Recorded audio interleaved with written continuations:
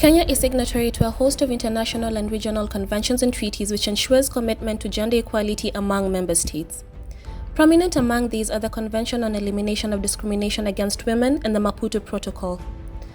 The Constitution of Kenya also contains very important commitments to gender equality and women's empowerment and provides necessary national values and principles that bind all Kenyans in implementing public policies, including those that relate to marginalized groups. To effectively implement these constitutional provisions, it is necessary to formulate comprehensive gender mainstreaming policies for MERU and THARAKA NITHI counties. It was in pursuit of this agenda that Ripples International lobbied the county governments of MERU and THARAKA NITHI to develop these policies. It took a long and difficult consultative process which lasted close to 1 year. The gender mainstreaming policy for THARAKA NITHI was finally launched on International Women's Day on 8th March 2022 in a colorful celebration in which Kenya's Gender Chief Administrative Secretary, Ms. Lina Chebi Kilimo, was the chief guest. The event brought together the full apparatus of the county government of THARAKA NITHI, opinion leaders, other stakeholders, and several members of the public. We are struggling today because we don't have women in decision-making positions. In THARAKA NITHI, the prevalence rate for girls aged 7 to 17 is at 58%. The prevalence rate of FGM for women over 50 and above, are you ready for this? Are you ready? 95%. I wish to thank both the Plan International, Ripples International, Welfare Association, for their long-standing commitment in advancing this cause on gender issues. This policy is very critical in our decision-making as a county government. It forms a major framework that we are going to use, especially in supporting all initiatives on gender issues.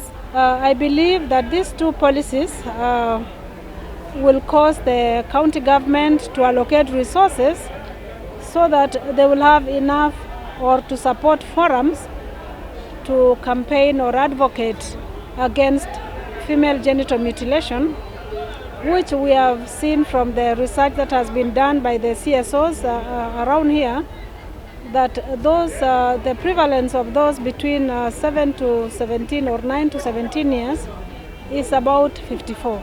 However, those above 40, meaning women, is about 95. This shows that there is a lot of stereotyping here for those who have not undergone FGM, hence the reason why married women go back to undergo the cut. The MERU gender policy, on the other hand, is in the final stages of approval by the County Assembly. The goal of this policy is to achieve gender equality and women's empowerment in the county's development agenda so as to enhance participation of women and men, boys and girls, vulnerable and marginalized groups for the attainment of sustainable development. The policy will also ensure that gender equality and women's empowerment is integrated into all sectoral policies, planning and programs, and budgeting within the county. The policy identifies key thematic areas which are pertinent to the county's development agenda. These include labor and employment, education, health, land, agriculture, environment and natural resources, governance, power and decision-making, respect for the human rights, sexual and gender-based violence towards the girl child and the boy child, intersectional discrimination, media, and access to justice. The policy recognizes that achievement of gender equality and women's empowerment requires the concerted efforts of all actors and a holistic drive towards the achievement of all its tenets. In this regard, the policy called upon all relevant stakeholders, including and not limited to constitutional commissions and independent offices, faith-based organizations and civil society organizations, as well as the private sector, to work together in ensuring its implementation.